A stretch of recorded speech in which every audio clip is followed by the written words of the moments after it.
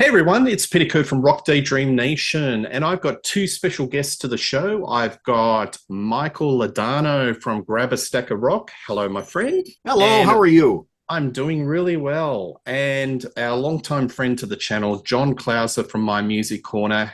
How's it going, mate? Doing good, sir. How are you?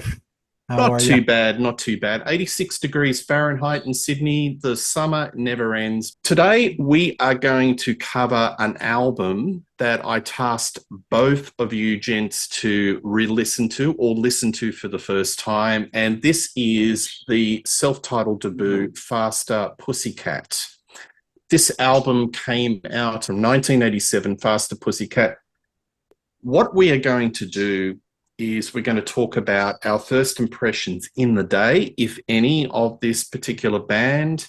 And we will do a spotlight on some songs and give our 2024 opinion of the band. So I'll defer to you, John, because this is actually a first time listening experience for Mike. John, what was your first impression of Faster Pussycat in the day? I I was trying to remember if I actually heard the CD before I would wind up getting to see them in concert. And I can't remember seeing them in concert or hearing the album before I saw them in concert. So I would see them in concert 1988, opening for David Lee Roth. And judging from the performance, it did not encourage me to want to go pick up the album and listen to it. Um, I felt the performance was a little too raw, too noisy, too eh, not very not too well together, not too tight. So it wasn't anything that like enamored me to check them out. And of course, I famously tell a story that I would suffer through them live two more times in later years. But my first impression, yeah, wasn't a strong one. Let's just say that it was not a very favorable one. Right. And what was the crowd's perception? Was there a lot of, I mean, what were the crowds in the day in America to bands that they didn't like as a support? Booing or just indifference? I think the band. If my memory serves me correctly with that concert, I think they were there. They weren't booing them off the stage or anything. They were just kind of there. From what I remember. Again, this is like what 35, 36 years ago. Well, memory's a little shaky, but yeah, I don't think they were like going crazy, but they certainly weren't booing them off. Yeah, for sure. Well, my first encounter with this band was actually going to a record store in Sydney, the world famous Utopia Records, which is still going strong. Check out the website, free plug. Seeing this album cover, Faster Pussycat. Now, the name Faster Pussycat, I associate with a movie, a Russ Meyer movie called Faster Pussycat Kill Kill. Now, folks, you've got to see this movie. This is the greatest B movie, drive-in movie of all time. And I thought, wow, any band that names themselves after a Russ Meyer film can't be half bad. So I put the vinyl on the turntable, put the needle in, and I was pleasantly surprised. It was sort of, you had this mixture of Aerosmith meets Hanoi Rocks with a bit of Stones. Very loose, but a lot of personality. And we'll talk about that more in the when we go through the songs. But yeah, I was very favorable in my first encounters. I didn't see any videos, but basically it was just a purchase on the name of the band based on that B movie and just the look of the group. They kind of look badass, and that was sort of the scene, kind of a Guns N' Roses feel. So, all right. Well, I think the next way we'll go is let's focus on some songs. So maybe I'll throw over to you, Mike. Put a spotlight on a song, and then we'll do a deep dive from there. Okay, sure. So, I wasn't obviously, as we said, aware of this album. I knew a couple of the songs, which were Bathroom Wall and Don't Change the Song, that song. don't think I ever heard Babylon. So when I listened to this album for the first time, which I just bought it on CD, I had an inkling I was going to like it because of our Decline of Western Civilization Part 2, the Metal Years show that we did. I liked what I was hearing in the movie. So when you brought up the topic, I said, you know what, Peter, I'm just going to go ahead and buy a copy of the album. So I gleefully put this into the CD player and I kind of waited for those deep cuts that I didn't have any exposure to through the movie or music videos or what have you. The first one that jumped out at me was No Room for Emotion. And I don't know how to describe this type of rock song. There's a certain slow rock and groove to it.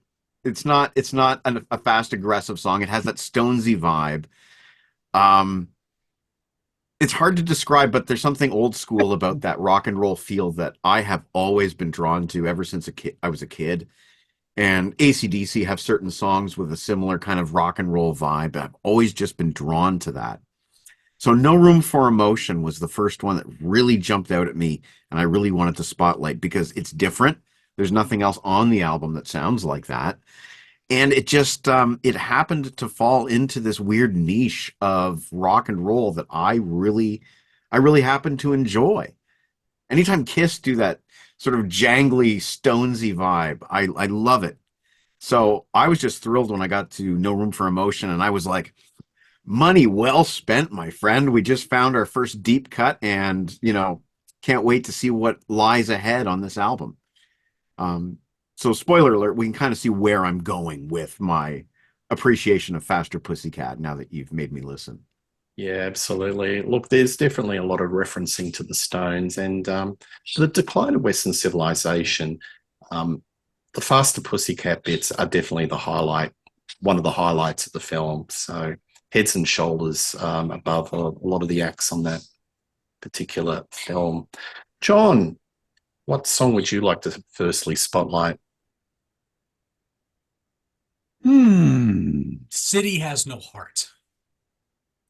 So I thought, I won't be, again, samey with like the more known songs. Yeah, City Has No Heart. And my first thought as I'm listening to the lyrics of this, funny how this topic hasn't changed much. You got you hear about the city and it just doesn't seem to, it's all talk and no substance. There's no, it really, I just feel like that mindset hasn't really changed a whole lot. So that was a song that just kind of reached out to me a little bit. Um, I like the depth of the lyrics with this one. I thought there was some strong lyrical content here, and I think it was a musically, like you said, it's just got it's everybody's influences that you heard. The ACD, whether it's ACDC meets Aerosmith meets the Stones meets Hanoi Rocks meets whatever else was already on the scene at that time. That's what you got. But yeah, I thought the lyrical depthness of City Has No Heart and just how it's still pretty relevant today.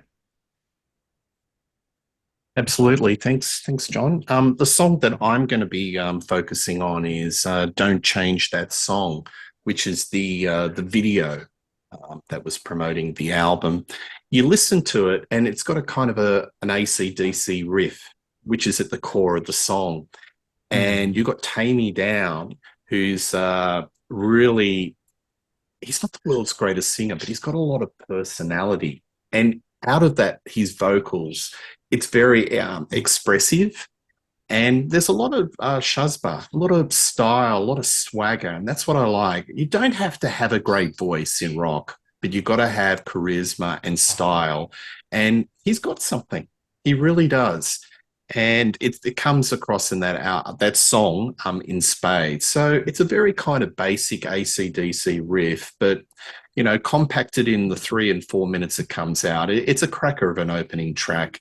I mean, the album, as you can see, it does mine a very familiar hymn book that a lot of the glam metal bands were doing in the late 80s. Aerosmith, tick. Hanoi Rocks, tick. AC/DC, tick. But they just do it with a lot of style and shazba and a lot of humor. There's a lot of humor. There's another song which I will do in when I get my next round, and it brings a smile to my face because you can see these guys are tongue in cheek, and I like that. Not taking them to, not taking themselves too serious. All right, Mike, what's your next pick?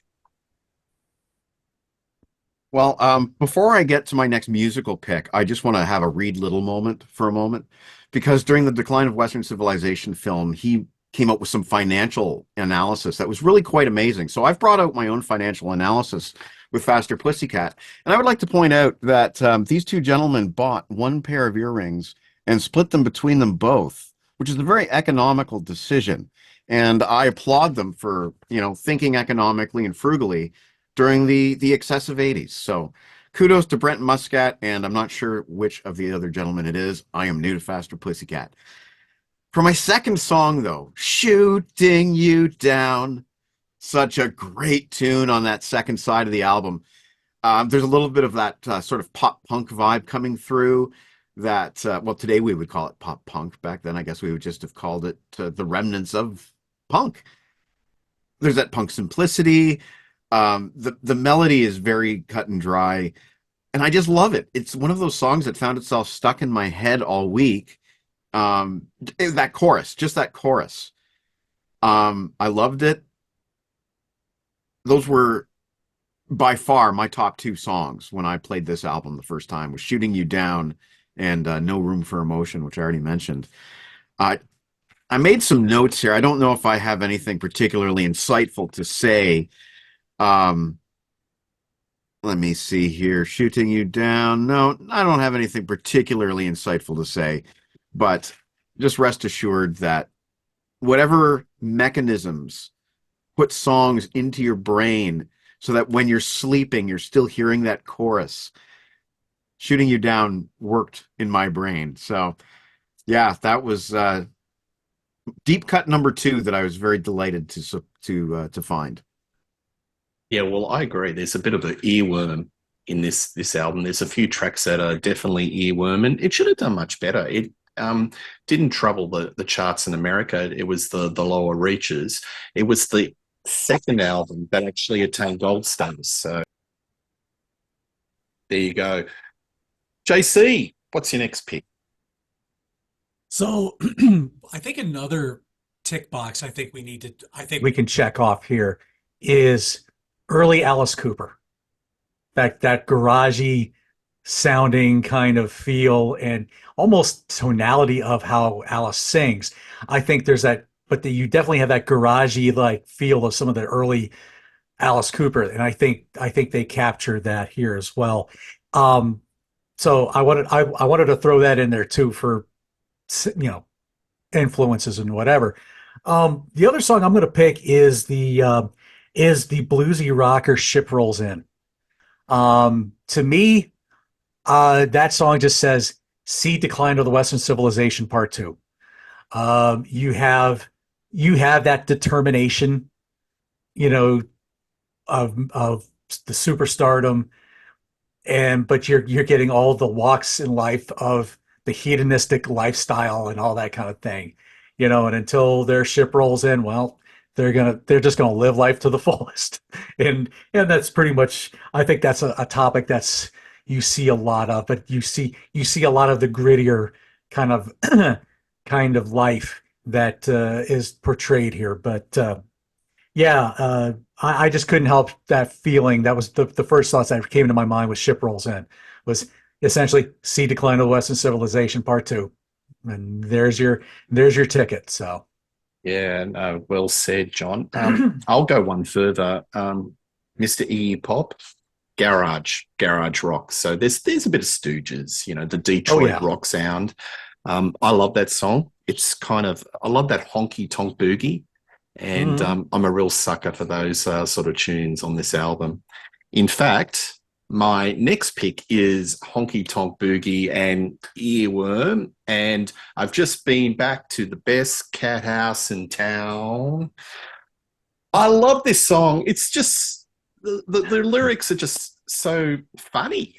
It's just celebrating the decadence and being young, you know what I mean? So I just love it. It's just got a great groove to it, and I've heard some Rolling Stone cuts, and it's not as good as this one.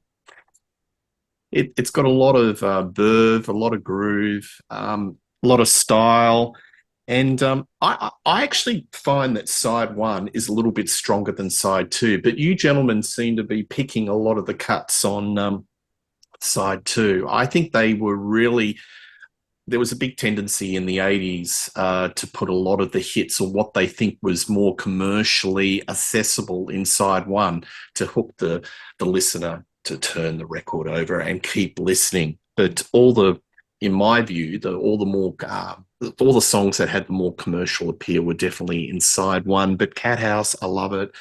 It's got a lyric that's not too far outside the Steve Tyler hymn book, who happened to be on the Decline of Western Civilization. Look, these guys are just wearing their influences on their sleeve, but it's got their own style, and that's what I like about bands. They've got to show their own personality, and I have a semblance of who these guys are like, and what the lead singer sounds like, and what this band sort of symbolizes. What I don't like in 80s metal and a lot of hair metal was that it was anonymous. They were kind of a copy of a copy of a copy and basically not showing any personality. This album's got personality in spades, and that's why I really enjoy it. Anyway, that's my pick. The best cat house in town. I like the enunciation, the Mick Jagger, the wow. Perfect. It's perfect for it. Michael. Well, I may as well go to Bathroom Wall for my third song. I really liked it. That opening dun, dun, dun, dun, with the drums. I hear Phil Lynot's 19, but I couldn't say that Faster Pussycat were influenced by that song because who had heard that song? In North America, at least, it didn't really become noteworthy until a band called Bad for Good, which were Steve Vai's younger proteges when they covered 19. But I love that the drums, and then there's that slidey bit, and it reminds me of Joe Perry, and it reminds me of Let the Music Do the Talking. Kind of sounds to me almost like a Done with Mirrors outtake. Faster Pussycat aren't as adept at their instruments as Aerosmith are. Aerosmith played them like finely oiled machines, but Faster Pussycat have kind of like almost like this caveman Aerosmith vibe going on with this song. Neanderthal Aerosmith. And I hear a lot of Steven Tyler, except Steven Tyler to the nth degree when I listen to Tammy Down singing. Tammy does a lot of these, these higher notes where he's kind of getting into the screechy bits. And to me, it's like, man, he's taking all my favorite parts of Draw the Line by Aerosmith and all my favorite vocal shtick that Steven Tyler does, and he's throwing it into like every song. And just kind of like just shredding his voice on some of these tracks. I would imagine that it's not, I don't know what Tammy Down sounds like when he sings today. I would imagine that singing this material back then would do a number on your voice, and it's not the kind of singing style that you can maintain at that level year after year, tour after tour. There's no let up, But kudos to Faster Pussycat for Bathroom Wall. It's just a dirty little classic, and I loved it. I was surprised because these weren't songs that I liked as a kid, as a teenager, when I heard them, when I saw them on television. But to be totally fair, I might have been listening with my eyes back then.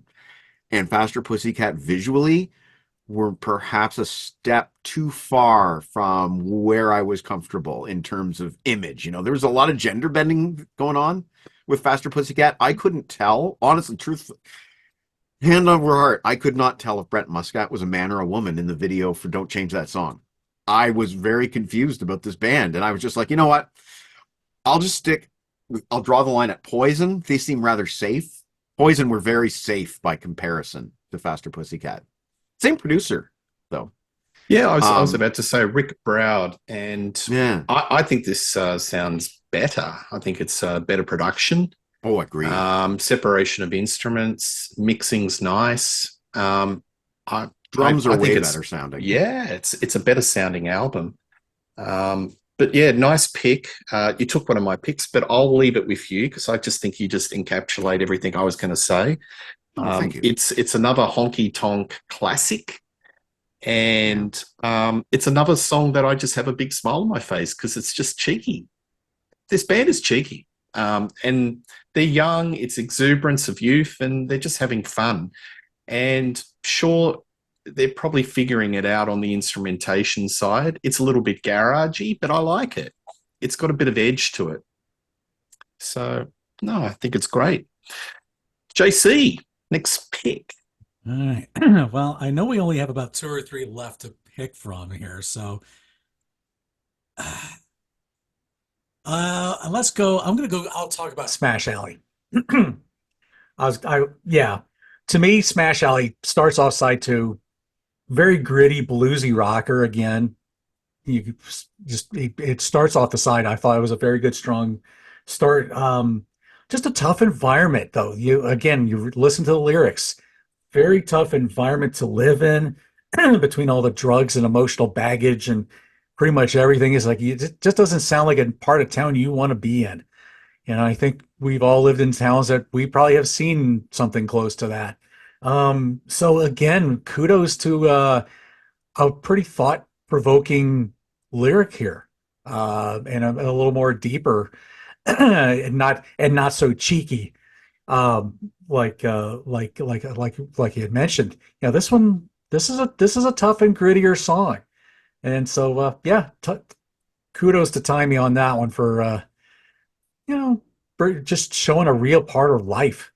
Especially living in the Sunset Strip, I'm sure there's a lot of tough areas in that area. So yes, Smash Alley, good start to side two. Yeah, there's some social observations, some nice social observations. So it's not all just fun exuberance and just having, just balling it up. There is some real socially observant lyrics. And yeah, I think the lyrics are mighty fine. Next song I'm going to be talking about is Babylon, babbling on and on and on and on and on and on. I'm going to relate this to Beastie Boys. You've got to fight for your right to party. I think it's sort of in that wheelhouse. Discuss, open to the floor. What do you think? Exactly what I wrote down in my notes, Peter. As you know, I wrote a review of this album a few days ago that I'm going to post when the show goes up, and that's exactly what I wrote down in my notes. I wrote, seemingly a rewrite of You Gotta Fight for Your Right to Party by the Beastie Boys. It's definitely in the same pocket. There's an annoying pussycat sample and an undeniable similarity of vibe. Yeah, I don't like the pussycat bit. That Yeah, I little don't bit. like That's that. a bit annoying. A little bit. Yeah, they've just gone a little bit into the scraping the nails on the blackboard. For me, Yeah. a bit too much. But yeah, it's a little bit throwaway. It's probably one of the weaker tracks on the album, but definitely you can see that they were just wanting to put a little bit more of a frat boy party anthem. And that's why I think this side is very geared up to commercial possibilities. With an almost a come on, feel The noise type of drum intro. Yes, absolutely. Oh, All right. Well, I think we've done a pretty healthy round of the album. So I'll throw it to Mike. Summary opinion of this album in 2024. Well, Peter, this is the second time in a few months that you've made me. I say it as if you had a gun to my head. Made me buy an album. And I'm happy both times. I wouldn't have predicted last year that I would be a Faster Pussycat fan in 2024, but here I am, and I like this album for a number of reasons. We talked about the deep cuts that I was delighted to find. The production is nice and tough, as we talked about in a prior round, and there's something about finding an album from your core period of time that you'd never explored before and hearing it now in fresh time, fresh ears, and it brings you back like a time machine. Like, I remember when that drum sound was hip. I remember when Rick Browd was producing Poison albums, and I remember seeing these music videos on TV and how cool I thought Greg Steele looked with the hair, with the fans blowing his hair and everything like that. I was wondering how I could make my hair do the same thing, but I'm just really glad to have discovered this. No ballads is another great thing. I would have loved that back in '87 when this came out. Every band seemingly had a ballad. The closest thing you get to a ballad on this is No Room for Emotion. Um, Friends have told me second and third albums are kind of not quite what they liked from Faster Pussycat. I do believe they had a hit ballad on the second album. I might be wrong about that. I don't want to hear Faster House of Pain. Okay. I don't want to hear Faster Pussycat do ballads, to be frank with you, after hearing this. And I might stop at this point or see if there's a good best of that kind of covers the first three. I heard good things about the Whipped album. They had a single that was doing a little bit of airtime. Can't remember the name of it, but I think I might be curious about checking out some more Faster Pussycat, long story short, but in greatest hits form, not buying full albums. I think this is, I wouldn't want them to change, you know? I would want them to be the AC/DC of Hollywood, where they just keep putting out the same 10 songs over and over and over again with slightly different titles and lyrics. But I owe you thanks, Peter. This is two great albums that you've introduced me to. One extremely great and one pretty great album that you've introduced me to in the last few months. And you've enriched my life musically, and I thank you, sir. No problem. It's always a gas to get people hooked onto new music and from the past that may have been missed. So keep doing this, sir. I want to do this again with something else. No problem. My pleasure. My pleasure indeed. JC, well, I've been racking my brains wondering what the 2024 summary judgment will be on this album. So fire away, buddy. You know, I was so ready to trash this thing because of the three times I've seen them live and how, but then I got thinking about it. I was like, you know what? It's not the band, it's not totally the band's fault that they sounded like crap every time. I remember the second time during House of Pain, for example, one of the guys was supposed to go into a guitar solo. Nothing. Guitar was dead. Tammy's like, uh-oh, I guess I better play my acoustic guitar. There were sound issues out of the band's control. Third and last time I saw him opening up for Kiss. Well, there may have been somebody behind the soundboard, but they still weren't doing a good enough job because they were feeding back like crazy. And there were extenuating circumstances as to why I didn't like the band. So 2024, when I give this a fresh listen, this is a darn good album. And okay, yeah, I could maybe the first time I was like, okay, yeah, this is all the usual stuff, the AC/DC, the da da da, you know. But then I just kept listening to it, and I just kept listening to the lyrics. I'm like, this is not your cheesy crap lyrics. Maybe on a couple songs, but not everyone. There's, like I said, there's a lot of lyrical depth in a lot of these songs. Something that I was not expecting whatsoever. So 2024 me appreciated this album quite a bit. Am I going to buy it? I might just stick with it on Spotify. But I'm not, for anybody who was thinking I was going to trash it, pleasant surprise. I actually find myself kind of liking it now. So, you know, I'm probably thinking, well, I don't think I could have done any better than what these guys were doing back in the day. So, but you know, you talk about Guns N' Roses. I do have to mention this. When I first heard Guns N' Roses, the Appetite for Destruction album, I wrote it off. I wasn't into it. I thought, it's just another heavy, dirtier Aerosmith. And I just wrote it off. Took about a year before it finally caught up to me. Well, unfortunately, Faster Pussycat, that didn't happen with me, but it just took about 30 plus years for it to catch up to me. But I am glad now that I have. So Wow. Something strange I'm hearing. It's my Rush t-shirts from the closet. They're screaming in agony that all three of us have positive opinions about Faster Pussycat. My Rush t-shirts, they can't handle it. Oh dear. Well, I'll just wrap it up in my 2024 comments. I still love this album. It's pretty darn great. Is it a masterpiece? No. It's not like like a 5-star album, but gee whiz, it's a pretty assured debut album for, any band on a major label. It's pretty darn fine. I still play it a lot. And I actually saw Faster Pussycat support the Lynch Mob in Australia. They've been to Australia twice, and I must have seen them 10 years ago, and they were pretty good. I think it was Tammy's the only real member left in the band. Correct me if I'm wrong, but they were, it was just jangly, loose, Stonesy Aerosmith rock and roll, and that sound doesn't date. Anything that has lineage back to the Stones, back to that classic 70s rock, doesn't date because it sounds fresh. It's not caught up in the trends of the moment. It's those bands that sort of got caught up in a cycle of all that was trendy at the time, the sounds, the production.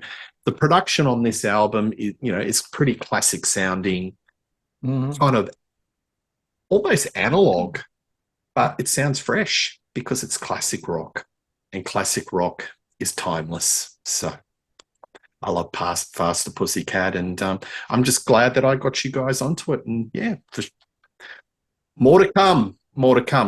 All right, we won't finish the show quite yet. What I thought would be a nice wrap to the show is if I do a share screen and show you a little video clip from Faster Pussycat called Don't Change That Song. And if I'm not mistaken, was actually directed by Russ Meyer. So why don't we put this up? Ladies and gentlemen, welcome to violence, the word and the act.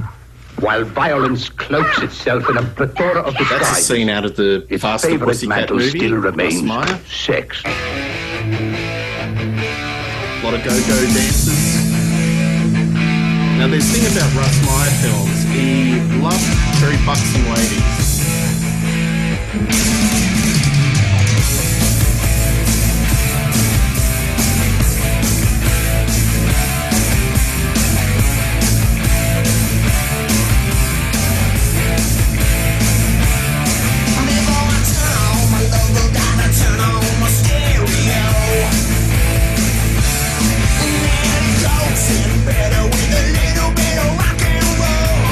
A lot of swagger.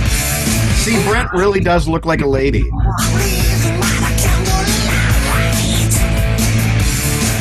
just a cool looking band, aren't they?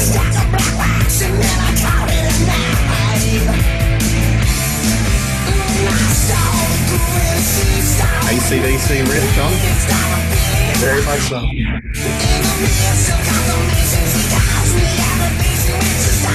like a slight riff raff.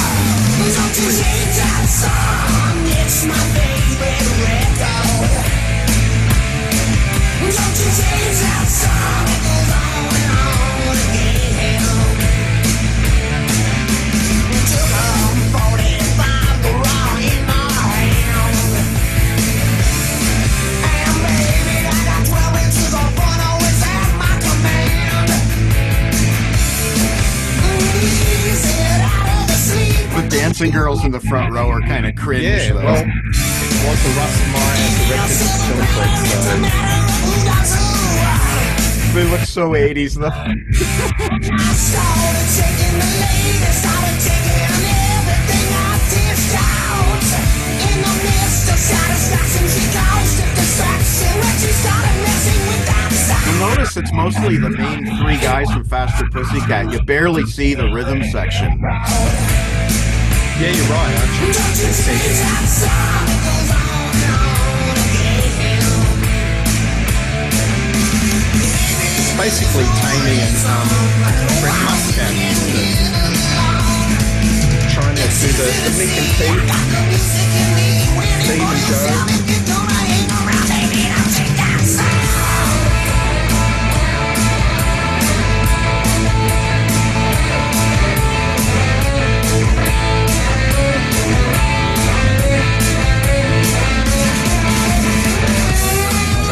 have I heard that lick before? Greg is the only one that has a fan blowing his hair, though. Mark Michael, really well engineered the bottom.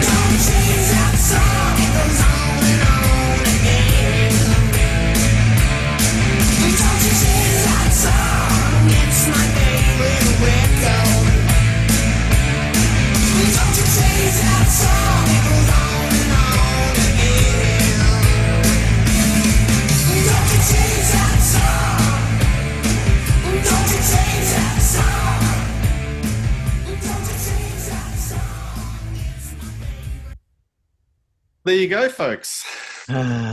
Brilliant. Brilliant.